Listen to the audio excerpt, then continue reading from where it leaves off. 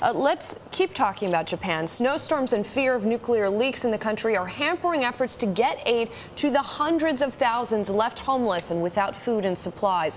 1 week after the disaster, Americans have given about $87 million in aid. That is far less than the donations made after Haiti and Katrina during the first 6 days of each of those catastrophes.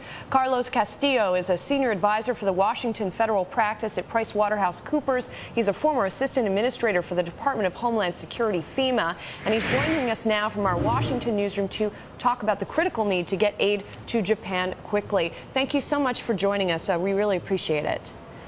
Thank you. So first of all, let's talk about these numbers, if we may. What's your view as to why we're not seeing sort of the flood of money going to Japan as we did in some of the other tragedies in our own hemisphere? Well, I think it's important to look at the whole situation. Japan, there are a lot of differences between Japan and Haiti, naturally. Both strong, very strong earthquakes that were affected the entire country and others as well. But Japan had a lot stronger infrastructure in place. If you look at just the numbers of donations, much more needed in Haiti, and there were many more non-governmental organizations, NGOs, hundreds, that were working in Haiti pre-earthquake. There was a mechanism there to identify where needs were.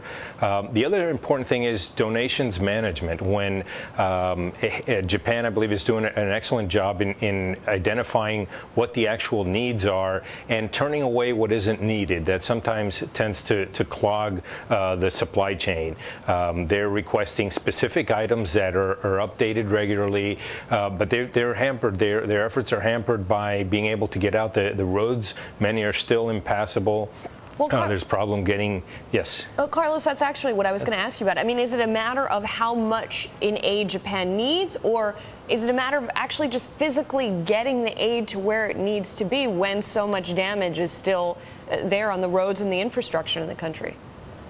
Well, it's both. You know, it's still the priority, even a week later, is still identifying any victims that may be trapped in rubble that need to be rescued. And then at the same time, they've got almost 500,000 people in evacuation shelters that were just homeless because of the earthquake and tsunami, or have been evacuated for the nuclear power plants.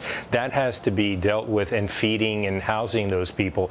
Adding to it the fact that it's winter, there's strong snowstorms that are also adding to the challenge of getting the supplies to them. There is a need for the monetary donations, and that's preferable than perhaps other countries donating supplies that perhaps aren't what's needed. Donating financially to established organizations like the Red Cross, who does this all the time, knows what's needed and how to get it there, most importantly.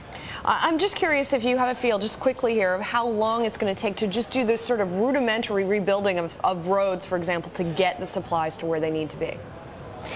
Well, they'll start with the main arteries first, and working on ways to get to the life-saving, the specific municipalities where it's needed. It's going to be weeks and months before they're all passable, but they're prioritizing, and they're getting a lot of assistance from other countries, the U.S. included. Carlos Castillo, thank you so much for joining.